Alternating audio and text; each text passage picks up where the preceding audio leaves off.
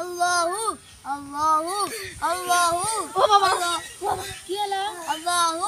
আল্লাহু আমার 7 বছর এসএসসি পরীক্ষা দিয়েছি আল্লাহু আমার কোনো পরীক্ষা পাস করা পাচ্ছি না বাবা আমার কি হয়েছে না কল দিনি বাবা বাবা বাবা এই কি হয়েছে তোমার ডাক দিলি কে এটা কত সময় লাগবে পরীক্ষা পাস করছ না আমার কি হয়েছে বলো 7 বছর এসএসসি পরীক্ষা দিচ্ছি বাবা পরীক্ষা পাস করা পাচ্ছি না বাবা কি করা লাগবে বাবা আমি পড়া পাচ্ছি না বাবা কল দিনি বাবা কা তুই নামাজ পড়িস 5 ওয়াক্ত না বাবা কোরআন পড়িস না ভালোভাবে পড়ালেখা করিস না তাহলে কিভাবে বাস করবি আল্লাহর উপর ভক্তি থাকা লাগবে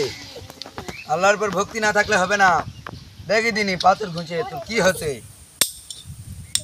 রহন তাড়াতাড়ি শেষ করা লাগবে।